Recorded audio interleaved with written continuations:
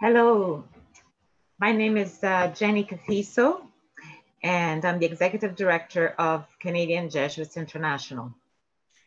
Hello, and my name is John Meehan, President of the University of Sudbury and Chair of the Intellectual Apostolate Commission of the Province of the Society of Jesus in Canada. And together we are co-sponsors for this webinar, A Just Future for All, Resisting a Democracy Recession. So a warm welcome to everyone who is participating today.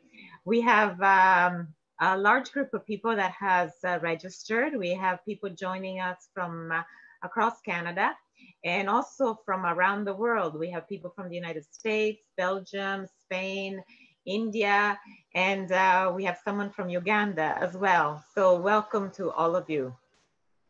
And first of all, we just want to say a little bit of information to ensure a smooth webinar. First of all, to avoid distractions, everyone's microphone will be muted and the video will be turned off. And as you listen, we encourage you to type in your questions, anything that's on your mind that you'd like to ask. You can do this at any time throughout the webinar in the Q&A box, which you see at the bottom of your screen, and not in the chat box. And we'll ask that we will ask your questions, Jenny and I will ask these on your behalf at the end of both presentations. This session will be recorded, and all those who have registered will receive a link to the recording within the next 24 hours. So this webinar is the third in a series, which we have called A Just Future for All. This is Canadian Jesuits International's 2020 Giving Tuesday campaign. And during this campaign, we're highlighting the work of our Jesuit partners in South Sudan, in Colombia, and in India, who are addressing the inequalities and the societal cracks which have been exposed by COVID-19. And so we're making a special appeal at this time to respond to the needs of people who are most impacted by this pandemic, women, migrants, and Indigenous people, and particularly in the Global South. And so we want to hear their voices, and this is part of that effort. And we invite all of you to contribute to this campaign as you're able. And at the end, a link will be shared in the chat column. We realize we're all in different locations here today. We want to welcome all those who are joining and to acknowledge the land that we're on. And even though we are in different locations, we'd like to recognize the land that I'm on here in Sudbury, and I invite you to reflect on the land that you're on. This is a practice here in Canada to recognize the presence of Indigenous people in the past and in the present, and the need to work into the future for Indigenous justice and reconciliation. So I'd like to acknowledge that here where I sit in Sudbury, we're on the land of the Robinson-Huron Treaty of 1850.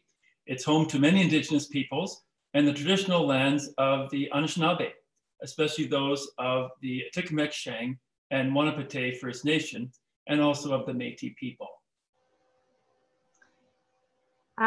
We also, thank you, John. We also want to take a moment of silence or prayer to remember and honor all those who are mourning someone they have lost, or those who are sick, those who are afraid, and those who are dying of hunger because of COVID-19. So let's just take a moment.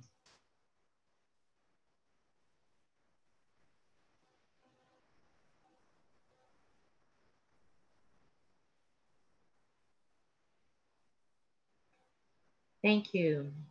So as I said earlier, this is the third webinar that we are holding as part of this campaign.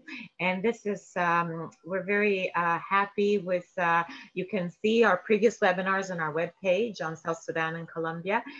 This is very exciting today as we're co-hosting this with a number of universities. And I'm very happy to be presenting this with Father John Meehan, who is a friend I've known for a long time. And also we're very happy to have our presenter, Father Xavier Jeyaraj, who is also a friend for many years, and Dr. Christopher Adams, who is someone I've known from from when we were in university. I think we had met once. They will offer a response. If Dr. Christopher Adams will offer a response to the presentation by Father Xavier. So at this point, I would like to invite Father Sami Haliwa, president of Campion College in Regina, to introduce our speakers. Father Sami. Hello, good afternoon, and thank you, Jenny. Father Xavier Jeyaraj serves as the Secretary of the Social Justice and Ecology Secretariat of the Society of Jesus in Rome, Italy. He has a PhD on extract activism and mining and its impact on indigenous people and the environment. He has 30 years of field experience as a social worker and a human rights lawyer and activist. Before assuming his role as the secretary of the SJES, he was the assistant secretary for 3 years between 2012 and 2014, and the coordinator of the Social Apostolate of Society of Jesus in South Asia for 5 years, starting 2007 till 2011. He has worked extensively with indigenous people, such as the Santal and the Dalits, in the slums and villages around Kolkata, through empowerment initiatives such as the networking forum called South Asian Peoples Initiatives, which is now renamed Lok Manch, a networking forum of around 100 NGOs and CBOs in India. So please join me in welcoming Father Xavier to our webinar today.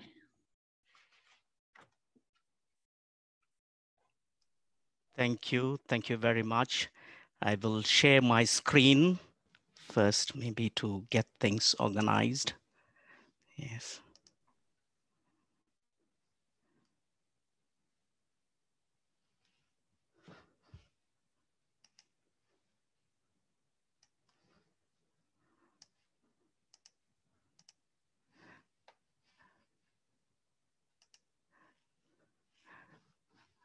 Are you seeing the screen? Is everyone seeing the screen? Yes, we are. We are. Yeah, okay. Thank you very much. First of all, thank you so much for inviting me to share my thoughts and reflections on this important question of democracy. I deeply appreciate all of you, CJI, and all the other co-sponsoring institutions, Campion, Regis, St. Mark's, St. Paul's, and Sudbury.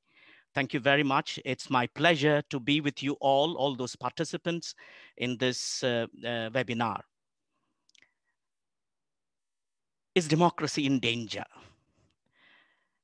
Probably none of us would have asked this question 10 or 20 years ago. That too in countries like United States or even in India. We all thought that it is not possible to destroy democracy. We said the foundations of our democracies are quite strong. Our constitutions are amply clear. And we have every mechanism that is necessary to protect this democracy that we have evolved over the years. But unfortunately today, we are asking this question: is democracy in danger? And we are asking this in the year 75th anniversary of the United Nations, which all of us built, the whole world built together, and 72nd year after the countries adopted Universal Declaration of Human Rights. It's an interesting time for us to ask this question. We know that democracies were destroyed by military rulers and dictators in Africa or in Latin America in 70s and 80s. But what's happening today is more alarming, in my opinion, because the democracies are getting destroyed not by military generals, but by democratically elected leaders, presidents, prime ministers, and other legislative members. Earlier, we knew that these generals or dictators are they're what they are. But today, we don't know these leaders. The elected leaders are speaking very soothing words and make promises which are attractive. They even use the religious symbols and texts to attract people and to divide people as well. But we are not able to see that division that is being made. A fundamental aspect of democracy is the election. We know that. And they must be fair and just, giving opportunity for everyone to express their choice. But the question is, are democracies real?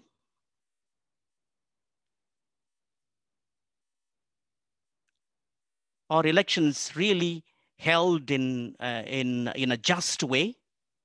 This is the question. Some declare themselves elected even before the elections are held. Electoral violence has been accompanying the elections in many parts of the world, many countries. Political competitions seem to be accepted by all, not to be accepted by all. They use media and technology to control the entire election. We have been seeing this in many countries in the recent years, particularly. And the institutions that are supposed to be safeguarding these elections are becoming weaker. Corruptions and abuse of power has become normal, accepted almost. And the nexus between the corporates and politicians, political parties, have become more intertwined.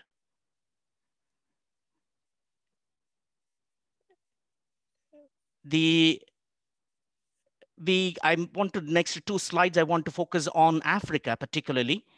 This is the map of African governance by Ibrahim Index, established in 2007.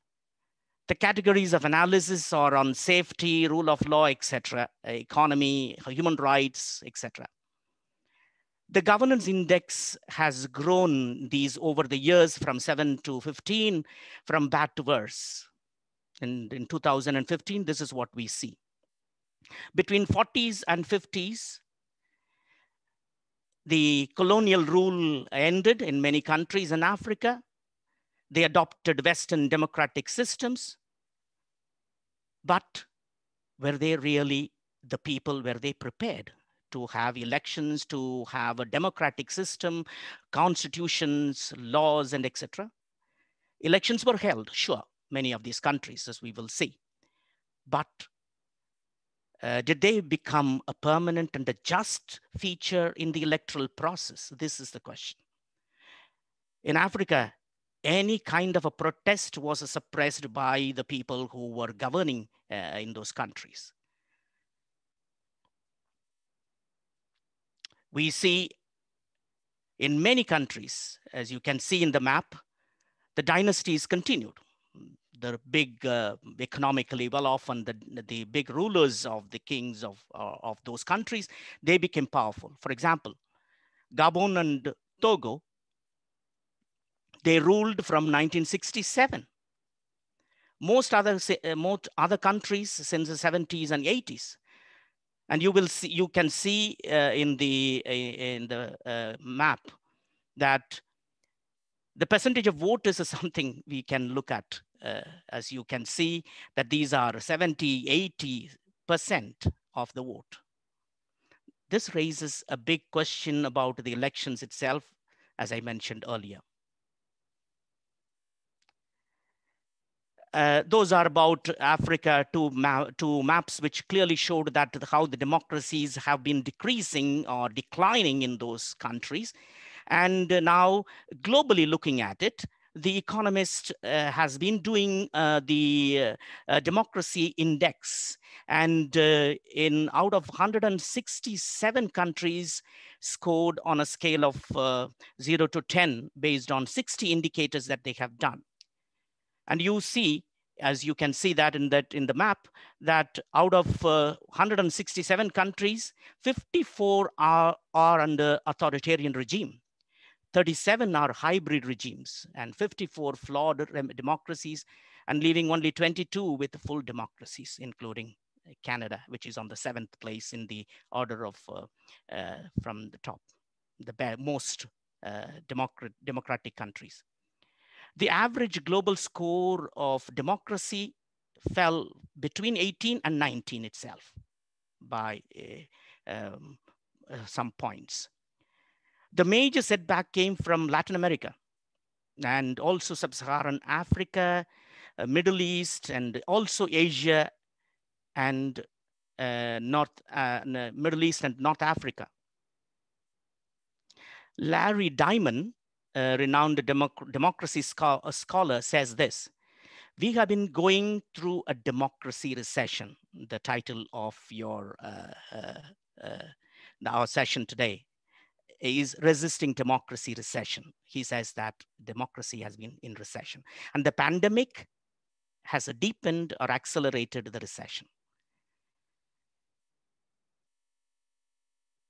That's the first one map. Now here you see also the same map, which you would see that democracy had its, I want to say that the democracy had its critiques all the time, all along, just as any other political system. But it was accepted as the best available system by many nations. Since 1980s, the health of democracy began to diminish with the rise of market economy, and this became more perturbing from 2000 onwards. Today, it looks like a democracy is in the intensive care unit, cardiac care unit, requiring an open heart surgery, which all of us as citizens of this world, we need to question and see. The decline of democracy can be attributed to the increasing inequality between the rich and the poor, the growing nexus between the corporates, media, and political parties. The nexus further threatens the very essence of democracy and social cohesion. According to an Oxfam study, which you may have seen, when wealth captures government policymaking, the rules bend to favor the rich, to the detriment of everyone else. The consequences include the erosion of democratic governance, the pulling apart of social cohesion, and vanishing of equal opportunity for all. The UNDP report of 2019 also warns, saying rising inequality is destabilizing democracies around the world. And so this is what we are seeing.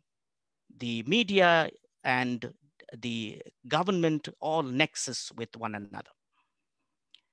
This graph is an interesting graph. You can see that according to the Economist Index, they have drawn this graph based on these 5 categories, evolution of democracy in 5 categories. Except for political participation, all others have been going down since 2008. Sadly, as the economist Barry Eichengreen puts it, many of these countries, the democratically elected leaders simply replaced the mainstream's alligators with even worse or even more deadly ones of their own. Corruption and kickbacks got institutionalized with no transparency at all. And nationalism and developmentalism become the catchphrase to remain popular, although according to the data of human rights, unity among people or socio-economic progress of the country reflect a decline, a regress. And so therefore you see every level, civil liberties, political culture, functioning of government and the electoral process all have gone down in that graph between 2008 and 2019. Keeping the global perspective on one side now, let me go to the situation in India. Within a year, India falls 10 places to 51st position. And it is quite an alarming situation in India. It has been going down steadily. I'm not saying that only in the last few years it has happened. It has been going steadily, going down. It might look better than some of the other countries in SAARC nations, Sri Lanka, Bangladesh, Bhutan, Nepal, all those countries. But the report also very clearly mentions that erosion of civil liberties is a primary cause for downward trend. So therefore, which we'll be talking a little more in the next two slides about the civil liberties or freedom of people to dissent against the government is simply suppressed, controlled. And this is what we will see the major trends that is happening, not only in India, but all over. The deeply alarming trend that is emerging in many democracies is the rise of populism, as you see in that first point. The trend, there are 4 trends which the study by 2 of the scholars, Yaska Monk and Jordan Keel, identified 46 populist leaders across 33 democratic countries between 1990 and 2018. Of 28 years. Their empirical study and analysis show these 4 major trends that are happening all over the world. The trends are the populists somehow try to remain in power. Once they get into the power, they try to make sure that they continue to stay in power longer than the non-populist leaders. Many of them rewrite or amend the constitutions and make laws to favor themselves to remain in power. And this has been, we have been reading that all over in many countries, not only in India, many other countries as well. This is what Indian government is trying to do. Number 3, they control and manipulate the media and also the independence of the institutions, such as the judiciary and the electoral bodies, and even including the economy, the banks, etc. And the populist leaders, they weaken civil and political democratic rights of the people. And these populist leaders, according to the study, they tell us that they soar to power, they come up, they remain in power, and by riding on the anger against the scandals that the previous governments have been having. They give lofty promises, and they say that they will root out the corruption and they will give a golden era in the country of employment and identity and prosperity to everyone. This is what the promises are. I want you to listen to what has happened in India, particularly in the recent years, in this small 2-minute video of... Dear Prime Minister Modi, my name is Yamini. I'm the South Asia Regional Director for Amnesty International. I'm calling upon you with a sense of deep distress. And I'm distressed because India was known for its values of pluralism and tradition of tolerance. However, the India that we see today looks like a very different country. In our country now, an 83-year-old Father Stan Swami can be put behind bars only because he is being critical of the government. Likewise, there have been several other instances of individuals who have been critical of the government, whether through a simple social media post or by participating in peaceful protests, who have been put behind prisons and have been criminalized and demonized. It has become dangerous to stand up against injustice in today's India. Amnesty India has had to close its office. Amnesty India's bank accounts have been frozen and we haven't been able to pay salary to our colleagues for months now, especially so in today's distressing COVID times. This happened because we brought out two reports. One was a report that we brought out on the Delhi violence that took place earlier this year, documenting police complicity in the violence, and the other was a report documenting human rights violations in Kashmir. Now, both these have been verified by independent observers. We do understand, Prime Minister, that you want India to play an important role at the United Nations and at the global fora, and we want India to do that too. However, the fundamental principles of United Nations is human rights, and how will we uphold human rights values for the whole world when in our own country we are cracking down on dissent? Our Supreme Court had said that dissent is the safety valve of democracy. I do call upon you, Prime Minister, to ensure that those who do human rights work do not face crackdown. Thank you.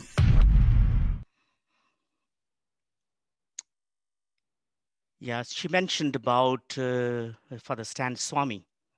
I put the quote from Father Pedro Arrupe. It's to say that as Jesuits or any of us who stand for truth and justice will need to face this crackdown, as Yamini mentioned. We cannot play to the tune of the government.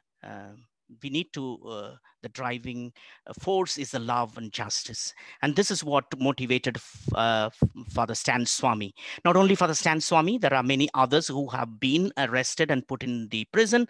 He was arrested on 8th of October, and from then on, he has been in the jail and still continues to be there. The intellectuals, lawyers, students, and people, anybody who opposes or raises, gives a dissenting voice is put in prison. And this is what we have been campaigning to kind of a stand for justice and truth. And feel that, as Stan Swami said, as committed Christians, we need to raise our voices against unjust situation around us. I fear that the pro-tribal activities of mine have angered powerful interests within the establishment. And I'm happy that he is there along with many others who are facing this, but it is an 83-year-old man still having to face this problem. I just want to highlight a little one line about Pope Francis also critiques this too flawed system the whole world has created, the leaders have created. In Fratelli Tutti, he strongly condemns the neoliberal economy or neoliberal individualism and nationalist populism. You can go through the points that I have mentioned, particularly to show that market is not the ultimate, but technology is not the ultimate. We need justice, equality. We have become cool and comfortable and with the globalized indifference. The national populism, also you can read the text. Now, what can we do? How do we resist a democracy recession? These are questions that as youngsters, many of you who are joining, we need to ask ourselves that we need to, what we need to do is to be rooted in the spirituality of justice, equality, and love. 75 years ago, United Nations was formed to keep this. And today it's regression. How do we save this? Can we come together? And a kind of a robust civil society and people's movements are required. We need, our education cannot be just bookish, but rather we need to have an empowerment of people to stand for truth without fear. The populists are using the fear as the way in which to control and people. How do we protect the media? Can we be persons who can speak through the media and say the truth in spite of the fear that are caused upon the people, like Father Stan Swami and many others? And we can we create alternative models of development and or way in which we can care for one another, especially just a future for all when we are talking about it. How do we create that? Maybe a session among together, what can we do is something that can be thought about. And is trying to protect the legitimacy of the institutions and making sure that they are accepted and preserved. And these are something that as a proposal. And now welcome you to, thank you very much for this opportunity. Welcome for questions. I will wait for that. Thank you very much.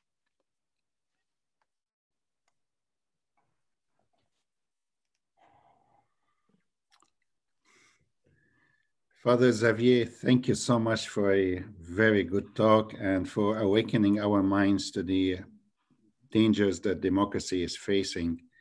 Now I would like to call upon Dr. Christopher Adams, who is director of St. Paul's College, a Jesuit-endorsed institution affiliated with the University of Manitoba here in Canada.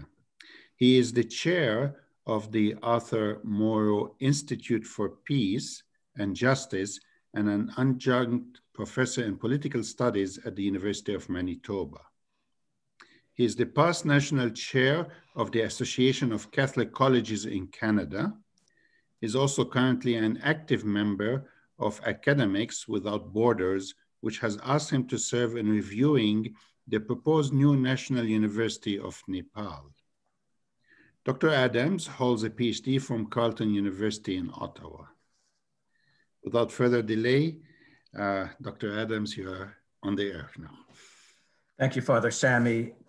I want to thank Jenny Cafiso and Peter Niemeyer of Canadian Jesuits International for asking me to say a few words following this excellent presentation given by Father Xavier Jeyaraj. It was a great pleasure to have St. Paul's College in Winnipeg, Canada, join with the other Jesuit-affiliated post-secondary institutions across the country, including Campion College, Regis College, the University of Sudbury, and St. Mark's College to be part of this as co-sponsors. We are all happy to serve as co-sponsors of this important presentation titled A Just Future for All, Resisting a Democracy Recession.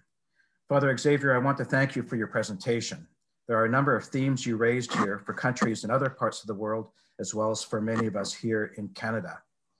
I want to speak about a number of these themes that were raised as they pertain to democracy and a possible democratic recession.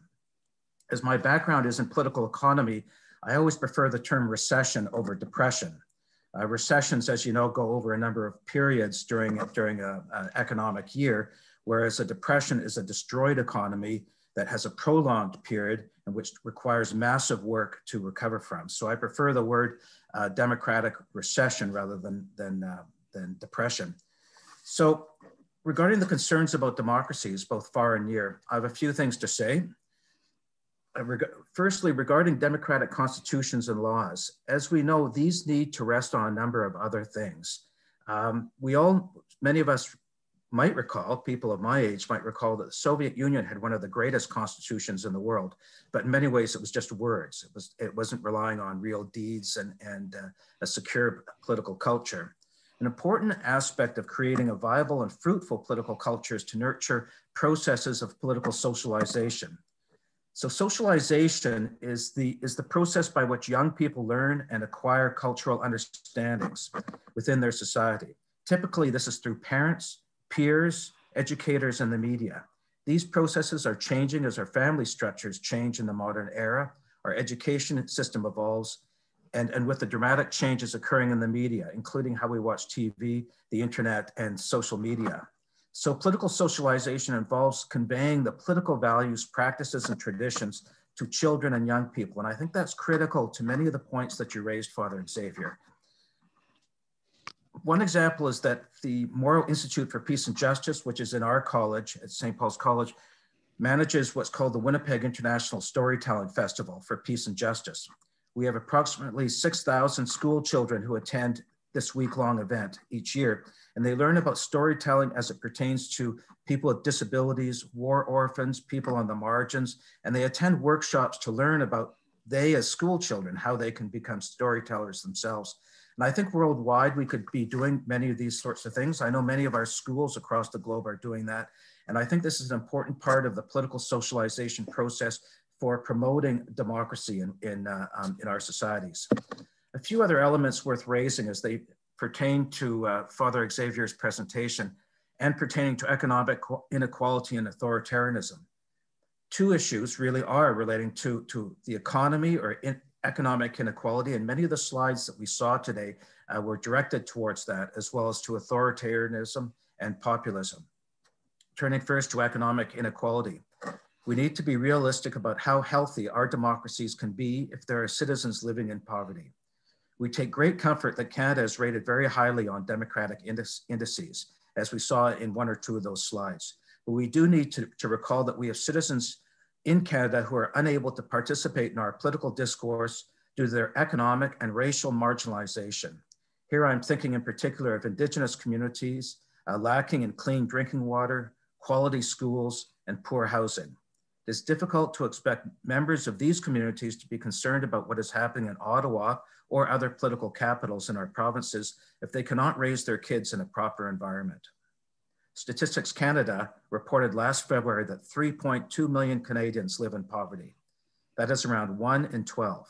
And among children, there are over 560,000 children in Canada who live in poverty. Now, this is nothing compared to countries such as India or other parts of the world, as Father Xavier had in places such as Africa, but it does teach us that democratic institutions do not guarantee the well-being of our most vulnerable and marginalized people. Finally, I want to raise the issue of violence and authoritarianism. Except at certain sporadic moments in our Canadian history, we have been fortunate. We have had a wake-up call by watching events south of the border and seeing rioting in the streets, police violence with Black Americans, and questions about having a peaceful transition of power following a national election. This warns us that we need to be vigilant of seeking to nurture our democratic institutions and processes of political socialization among our children and youth. As the Russian revolutionary Nikolai Bukharin said about the Tsarist treatment of protesters, quote, "How can we meet peacefully in the assembly if they are shooting us in the streets?" Let's work together to promote quality and peaceful dialogue, both in our communities, representative assemblies, and in the streets. As Father Xavier very well showed, including that short video from Amnesty International, all of which these things are intertwined with each other. Thank you very much. Thank you very much, both to Father Xavier and to Dr. Adams for your fantastic presentations. We already have a few questions that are coming in. We have we have 23 minutes for questions and conversations, so that is great. And we actually, and we would encourage people to now go to there's a little symbol at the bottom of your screen that says Q&A. So if you have a question, please add it there, and we will be asking them on your behalf as we progress. But we want to start with, we already prepared ourselves by asking 3 people to prepare questions and to come with prepared questions. Maybe we thought that they weren't not all of you are going to have such fantastic questions to ask. So we want to start with, I would like to invite Sister Petite Lau to turn her camera on. Sister Petite is from the Philippines. There she is. She lives in Canada. And she is a student at Regis College here in Toronto in the Doctor of Ministry program. Sister Petite, please ask your questions to Father Xavier or to Dr. Adam. Thank you very much, Father Xavier, for that wonderful presentation. It's very clear, and I think I needed that. My question is, most populist leaders appeal to ordinary people, so that's their target audience. And then also the location of democracy is also the people themselves, right? That is the driving force of democracy. So how can we resist a democracy recession when these autocratic leaders do get overwhelming support also from the masses. Thank you. Okay, Thank you. thank you. Thank you. Yeah. Jenny, should I answer straight away? Yes, yes, Yeah, yes. okay, thank you. Yeah, I think, as I mentioned, the democratic leaders thrive on the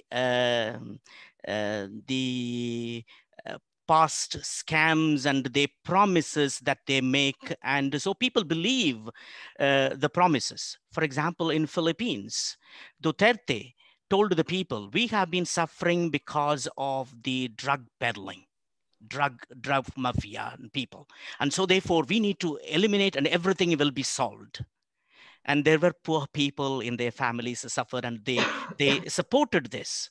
But later they are realizing that it has become, it's simply eliminating anybody who is opposing the government. Every government starts with the kind of promises which are very, very attractive. People follow them. And young people have lost their jobs and they promise jobs and they follow. But by the time they realize that they have been caught into this web, they are unable to get out of it. I'm sure in Philippines, what's happening in India or in many other countries is the same. Thank you, Father Xavier. And thanks for your great presentation. I really enjoyed it. And here in Sudbury, I'm interested in your areas of expertise of mining and Indigenous people, because we face similar challenges here. I'd just like to remind folks that this is kind of a first, what we're doing here today. We actually have our 5 Jesuit affiliated institutions on the same webinar.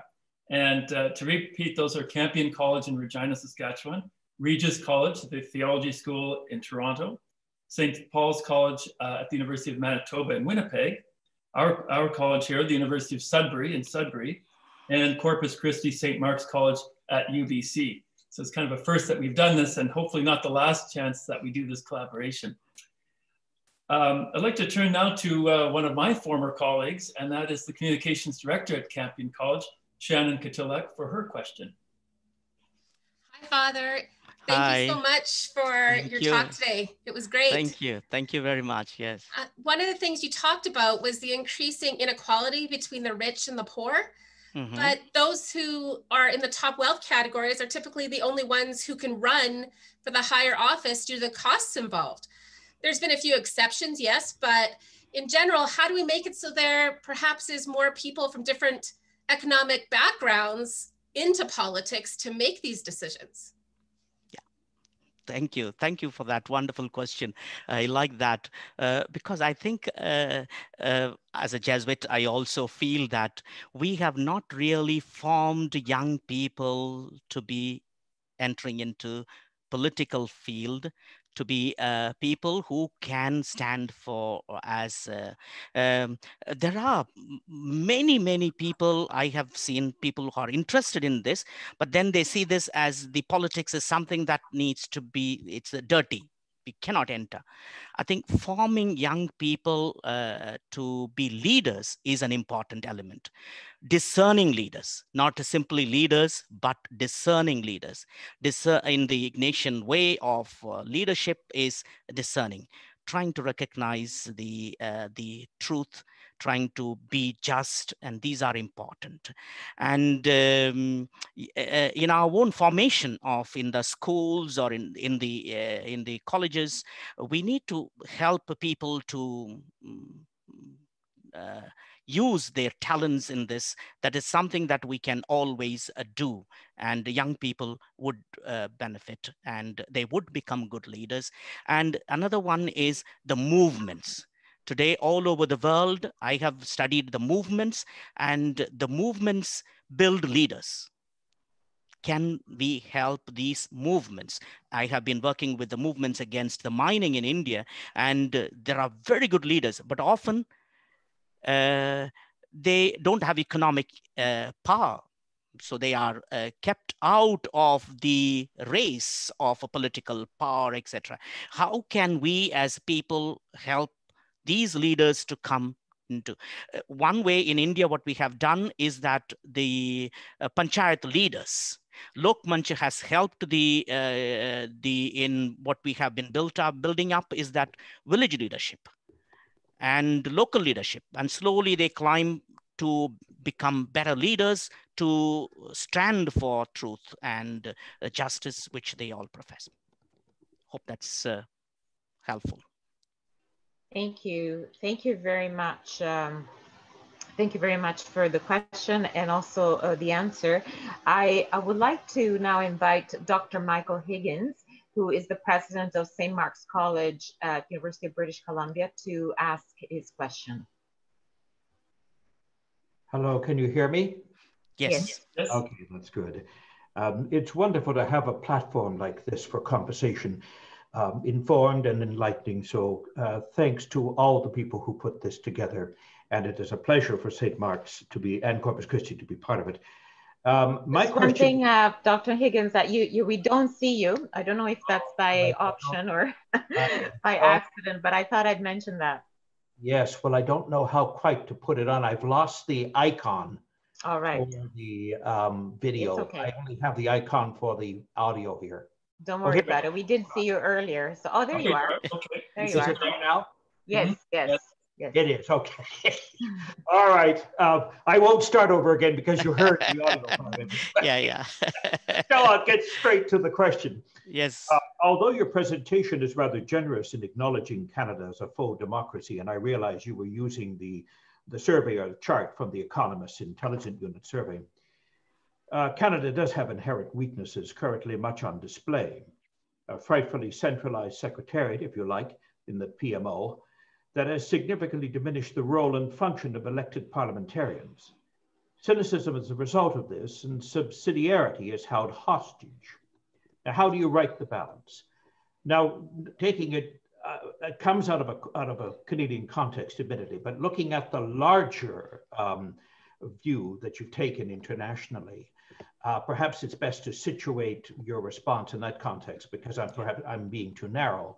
But it does seem to me that subsidiarity, which, as you know, is a social doctrine first articulated by Pius XI in 1931, is nonetheless embedded now in Catholic social doctrine as a governance principle. How do you see this as an ideal way moving forward to ensure democratic governance? Thank you, Michael, for this interesting question. I like it in the sense what's happening in the world today is that kind of Canada situation is maybe projected in the Economist survey. Intelligence survey is 7th rank from the top, but every country, as you see, the recession is taking place, including, I'm sure, in Canada.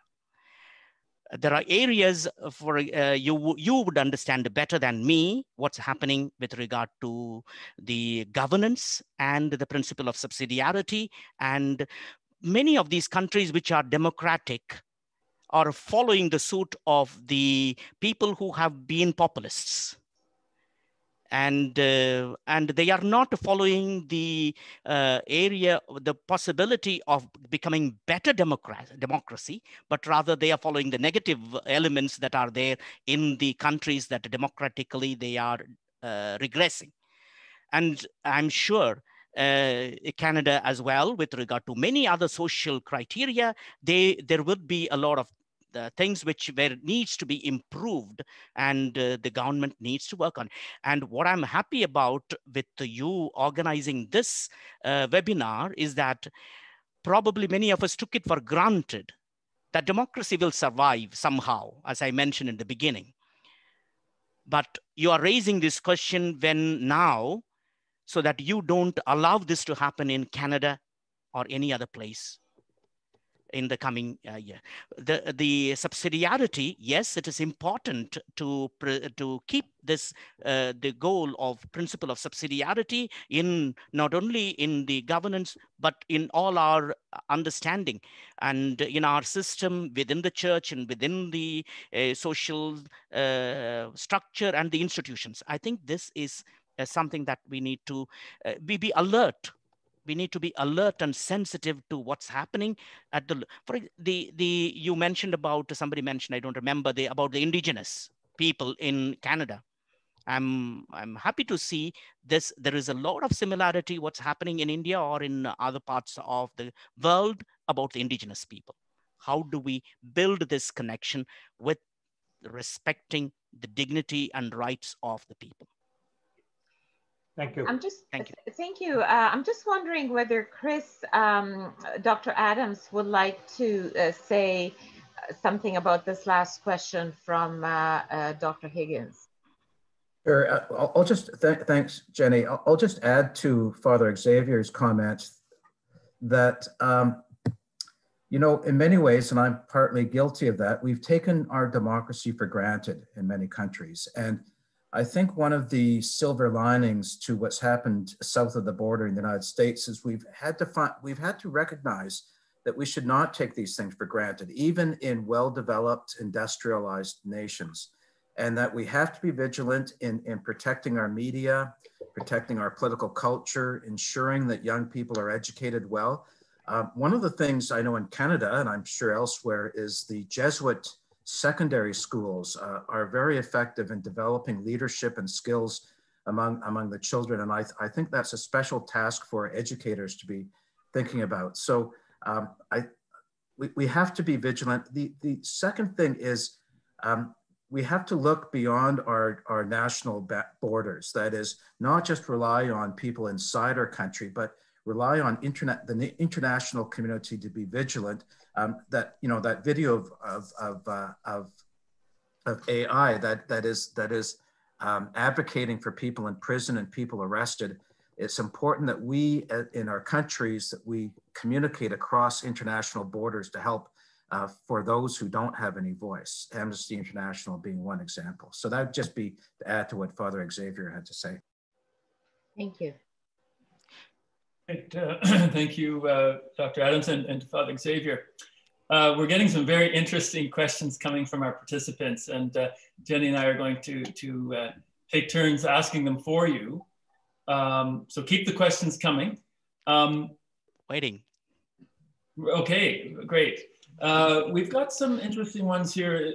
As we saw in the last US election, we've had in other places too, we've had the interesting phenomenon of low and middle class workers who you think would be voting for democratic platforms actually voting far right.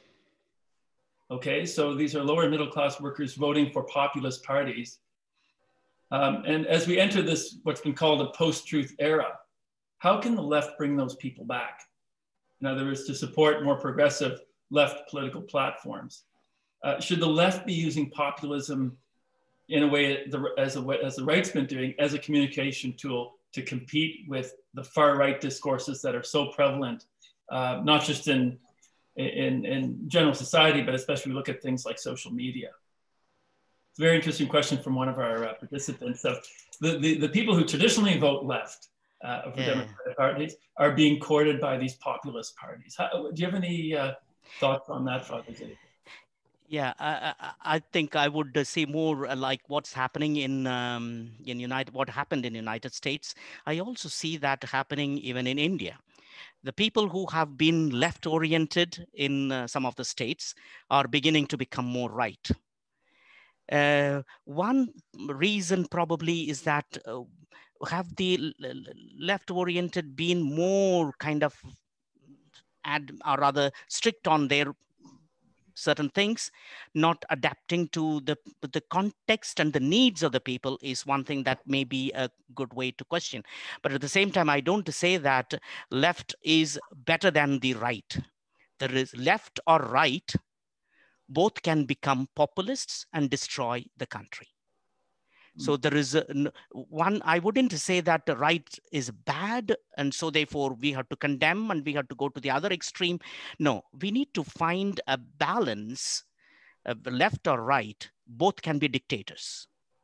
We have seen in the world in many parts, whether be it in Latin America or in many other places, they have become. So therefore, it is important to see that we keep what Pope Francis would say, the humanism in the center.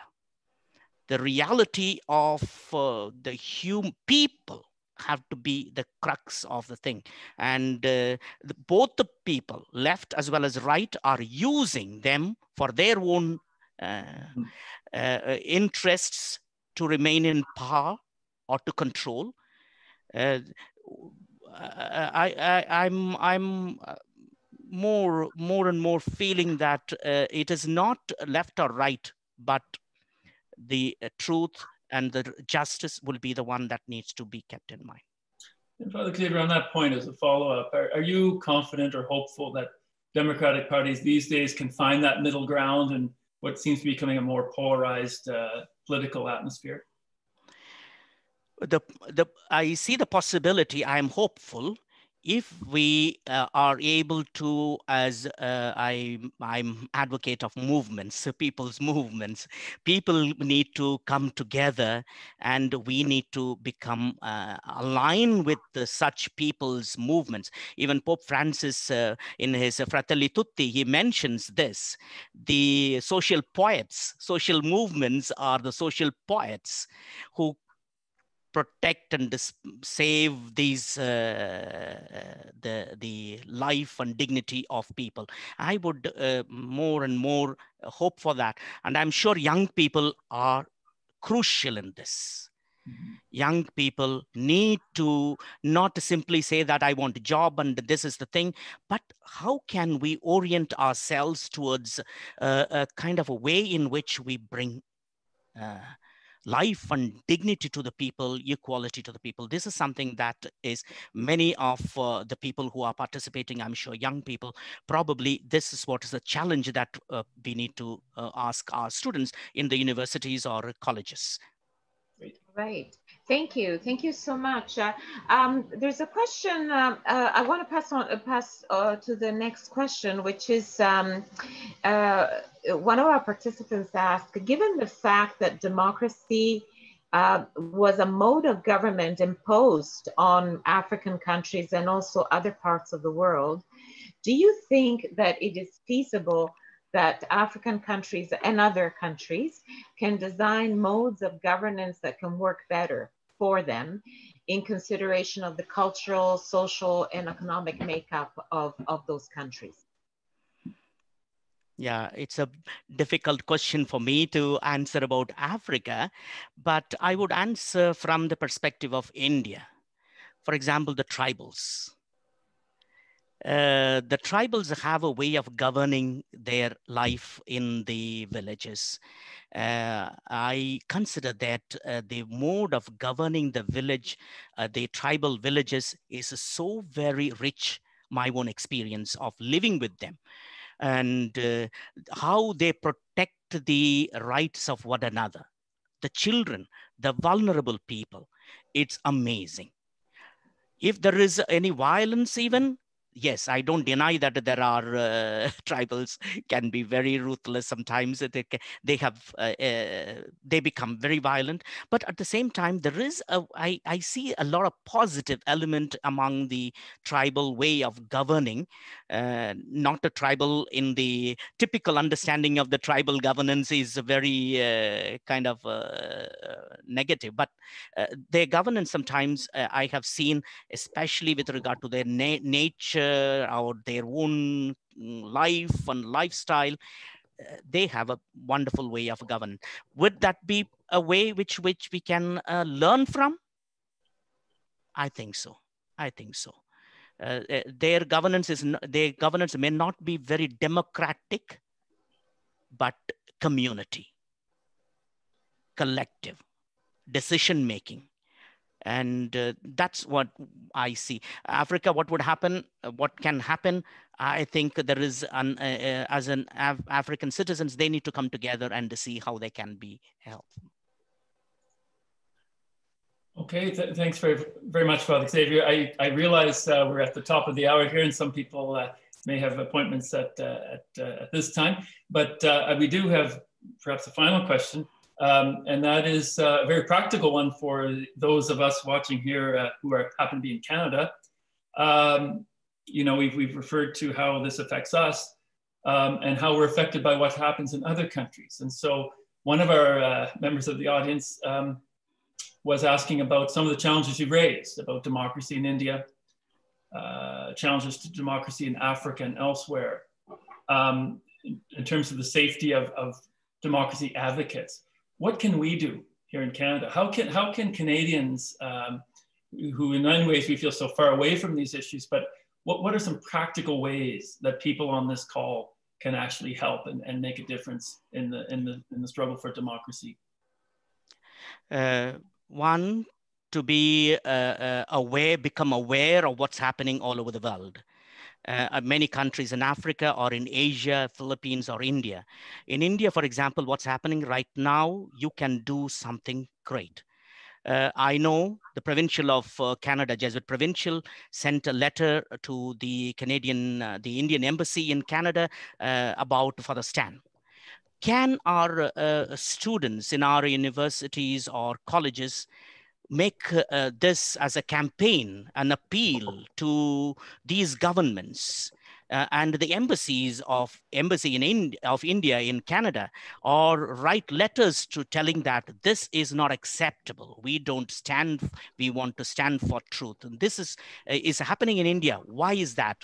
That sort of raising voices, campaigns, protests in front of the embassies of countries, also writing letters and demanding, making statements by the colleges. These are ways in which we can say that we are standing with the people who are standing for human rights. Maybe one way. Thank you. Thank you very much. So as I said, there are many questions and the time has come for us to begin to close. What I will say is we're just going to have our last words of thanks, but I will invite people, those of you who can and don't have to rush off, we will extend another 10 or at the most 15 minutes for those who want to stay on so that we can raise some of the questions, some of the excellent questions some of you have been asking. So of course there's no obligation. I know we did say 1 hour, so we're going to close now, but I'm just saying that once we do the final thanks, if those of you who want to can stay for another 10 minutes to have a chance for another couple of questions. So at this point, I would like to invite Kelly Burke from Campion College in Regina to thank our speakers. Thanks, Jenny. I'm pleased to offer thanks to you, Father Jeyaraj, on behalf of the organizers, sponsoring colleges, and the audience today for sharing with us on the historical trends, underlying dynamics, and threats on real democracy in our day. Your passion and for advocacy and justice shared in your work with us today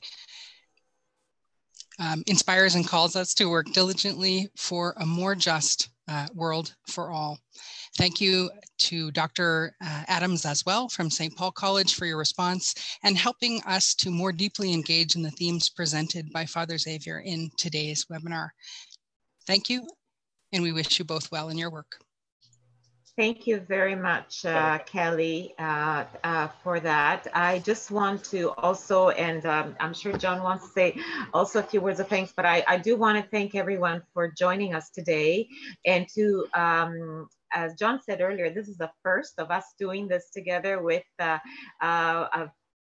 the institutions from Jesuit institutions from across Canada, St. Mark's at University of British Columbia, Campion College at the University of Regina, St. Paul's College at the University of Manitoba, University of Sudbury and Regis College, and at the University of Toronto.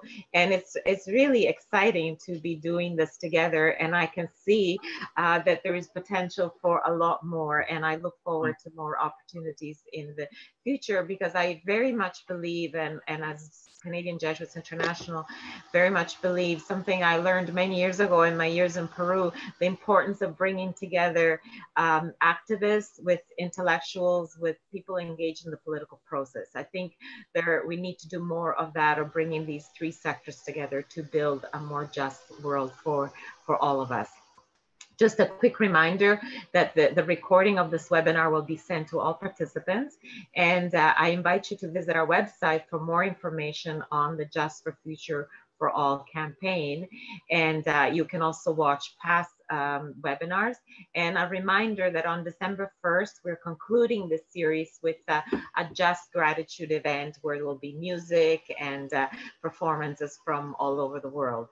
And maybe just John, if you want to say a couple of words, and then we'll just wish people well. Well, I mean, this has been a great collaboration, and we've got these Jesuit post-secondary institutions, CJI, Canadian Jesuits International, all the preparation that's gone into this. Of course, Father Xavier joining us and sharing your wisdom with all of us. And it seems to me we can have a huge influence on our Canadian context by bringing all the people on this call together, our universities and colleges together. And can I ask, we've had another question here. We've got time, Jenny, for another. So what we'll do, yes, I think now this is just sort of brings the formal part of this, and with a big thanks to everyone. And for those of you who can stay, we'll take another 10 minutes or 10, 15 minutes just to ask some of the additional questions. Yeah. So yes, please, John, well, go ahead. Thank you. And thanks for all those who joined us on the call and who have to leave, and we'll continue for a few more minutes here. The conversation is so fascinating. Well, thanking the universities and post-secondary institutions is a good segue to the next question, which has to do with education. You know, for democracy to work, to be effective, we need an educated populace. We need an educated electorate, and not just educated in terms of degrees and credentials and skills, but education that leads to the development of critical thinking skills. When you look at the impact of social media, of fake news, of misinformation that gets repeated and retweeted, et cetera, and even leaders who tweet and retweet. How do you see, Xavier, Jesuits, we have the oldest and most extensive education network in the world. How can we bring this to bear in addressing this need to have an educated electorate that has these critical thinking skills? Yeah, thank you. I think it is a critical thinking for ourselves in a way for raising that question. I have been raising this question to our own educational institutions. Often we become mainly focusing on completing the syllabus and doing what we have been told to do rather than forming people. We give more information, not formation. What we need to do is a formation, forming leaders, forming people with the critical thinking. And which probably, at least I know, I'm about other countries, I'm not sure. At least in India, I know that we have our educational institutions think of how do we produce excellent results. That's become the criteria. Then how many of our students become persons who care for others, who are concerned about the rights of the people, how much they are personally formed to be leaders. This is something which is, I think we all need to ask ourselves as educators, as also the need for linking education with the social institutions and researches that are being done. I think there is a need for blending. Often, I know in India as well, or all over the world, we have been kind of by the counterparts, like, the education and social contradicting one another. Unfortunately, that doesn't help. I think we need to find ways of bringing together how we can help one another with our knowledge and wisdom that we gain to make this world a better world, to make our future generation a better generation, a formed generation, not a simply informed generation. You mentioned about the educated electorate. Many of them are educated literally, but are they really informed with probably fake news, as you rightly pointed out?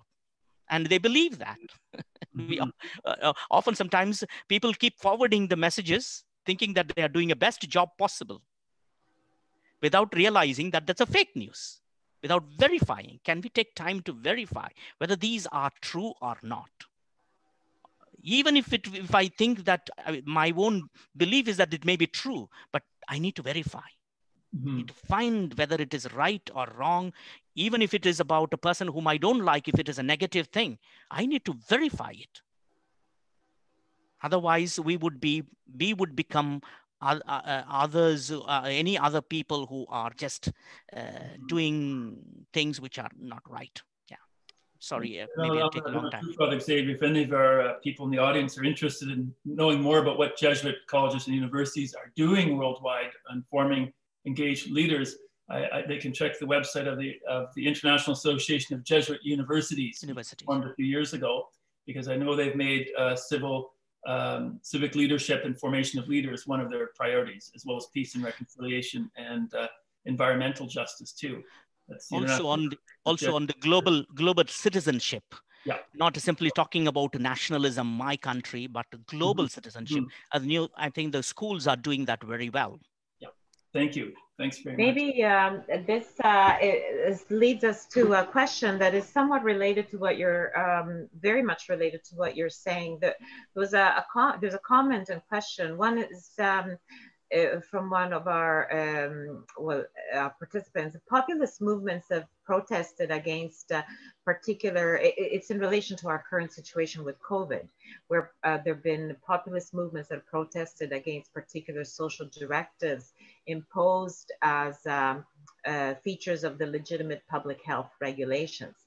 And we have seen these all over the world, including in Canada. And so there are two questions. One is, how do we balance the real needs of public health programs to limit the spread of COVID-19 without taking unnecessary risks for the erosion of important social liberties? And secondly, how do we counter misinformation campaigns from both populist movements and governments of different stripes who are muddying the waters in this important global public health conversation? Yeah, I think everyone will be, others can also answer. My thinking is that I think health is a priority, and often we have neglected, particularly the health of the vulnerable, poor. And they are the ones who are becoming victims. This is, as one of those economists mentioned, that pandemic is used as a means for populism to grow. Populists have become much use this as a way of becoming more popular, and the corporates have become much richer because of the COVID pandemic. I think we need to, for me at least, I feel that it is important that we prioritize our concerns, not simply as on health issues, but particularly focusing on the health of the vulnerable people and the elderly. We have lost so many of those elderly people who could have been alive today, and how much we take care of the elderly people. This is something. I mean, yeah.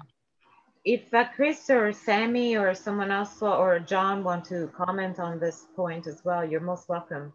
Could I ask a question about the vulnerable people? I'm thinking particularly the refugees, the displaced people, growing in number, and most of the democratic countries are resisting them.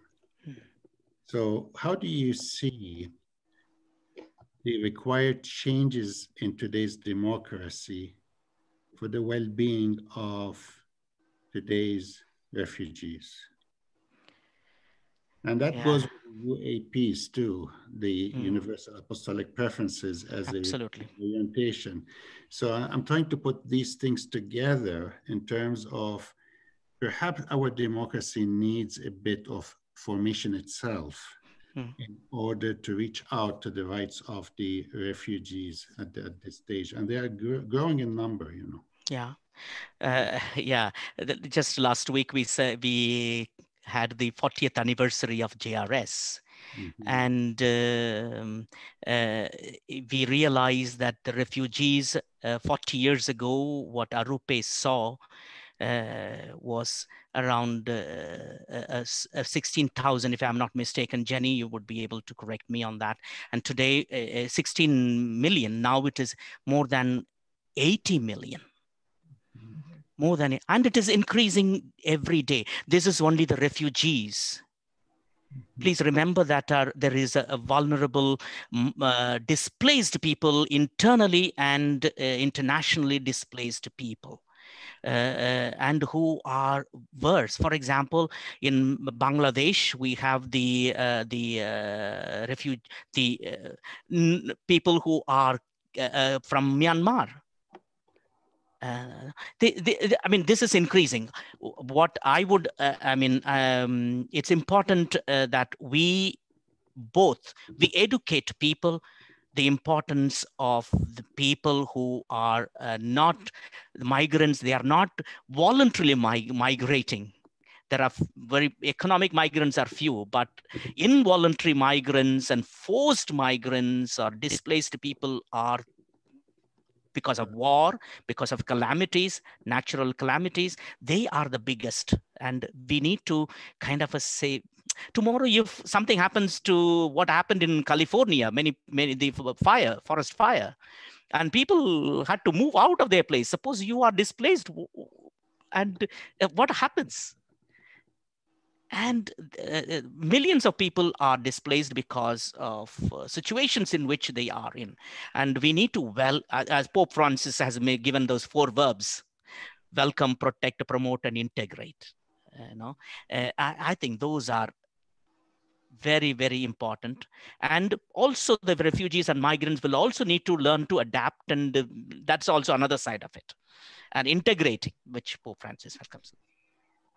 We might just have one more question, because we did say we would only go on for another 50 minutes, but I just want to make the point, and there are some excellent questions, that one of our participants, who is a refugee from Syria, I think it just ties in with what you're just talking about now, and what Father Aliwa said, that she was mentioning the situation in Syria, and how it's sort of the relationship between conflict and lack of democracy and education, that, in the case of her country, which was known for its high level of education of its population, you now have a situation where 95% of Syrians live under poverty line, and that a whole generation of Syrians will not have gone to school because of the war.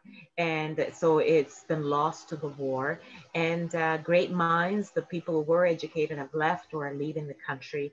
And therefore, it just ties in with this last point you were mentioning about the link between the conflict and the erosion of democracy and education. I just wanted to make that point. Thank you. And then I will let John ask one other question. I feel very fortunate to ask the last question, Father Xavier, but it's not my question. These are questions that are coming from our and there are a lot more. I'm very happy. If more questions are there, you can they can text to me, or I'm very happy to give my response. Welcome. I must say the audience response has been very, very engaged, and people complimenting, saying we should do this more often.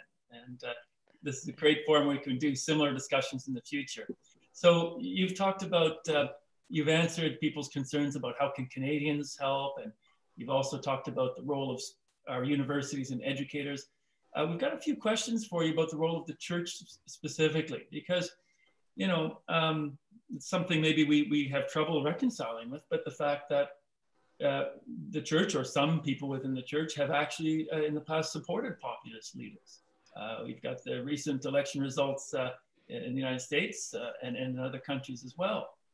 And the fact that, when we're speaking about democracy in society, what about promoting democracy within our own church? And one of the audience asks, should we not be looking at our own house in all of this discussion? So how do you see the role of the church moving forward? I mean, certainly having Pope Francis there has been a great inspiration to all of us. We're often told the church is not a democracy, and people, it's like, what do we mean by that? But certainly the church in its social teaching is on the side of democratic movements and the rights of all people, particularly the poor and the marginalized. What can we do as church, and should we get our own house in order first if we're going to be credible advocates for democracy and social justice? A very interesting and important question for us for our own conversion, for our own purification. And I think it is the church, we need to find ways of bringing certain aspects of democracy, or what Pope Francis would call it, a synodal kind of a perspective needs to come in. And I would say, as a Jesuit, I would see that we become a discerning church. How can we use what we have inherited from St. Ignatius? How can we discern, not collective discernment, communal discernment? How can we do that in the church, in our own institutions, and also give voice to people who are whose voice we don't want to hear? Often I like the way Pope Francis has been doing in the church, in his leadership. In a sense, he has people who are critical. He says that I want people to be critical, so that we can find ways of both the critics and as well as the supporters are essential. Otherwise, we become a kind of a one track. But I think it is important in the church. We have become more and more hierarchical in our discernment, in our decision making, rather than a collective discerning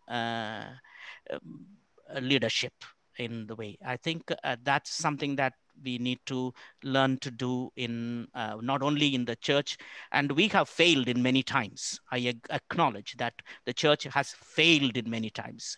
We have protected our own institutions rather than the values. And rather than standing with the people, vulnerable people or poor, we have safeguarded our own structures rather than the people who are victimized. How can we become? We can stand with the victims and vulnerable, and we need to raise questions to all of us. We need to, in the church as well as in the Society of Jesus, we need to ask ourselves. Thank you, Father Thank Xavier. you. I think that's a great way to end. As Xavier knows, at a meeting we were at last year in Rome that he organized, the Father General launched that challenge to the group, and the women in the gathering took up the challenge and said, okay, we need to do some work on this. And so I think this is from this topic, it's a great way to end because it challenges us personally. And there are many, many questions we didn't get to. So it just tells me that we need to do more of this. And so, but we need to close today. And happy. Yeah, thank you very much. No, it has been quite enriching for me to listen to the various questions. Personally, I'm enriched by all these interactions, and it helps me to read and be alert to these things. So thank you very much for all of you, the 5 institutions. I want to thank you for organizing this, and Canadian Jesuit International, Jenny, and everyone. Thank you. And I also want to, a little add here, we actually at CGI, we're in the process of planning, and we hope to launch it early next year, a course on global citizenship and leadership course, just to address some of these very issues we've been talking about today. So we'll be calling on all of you to help us through with this new initiative. So last words to John.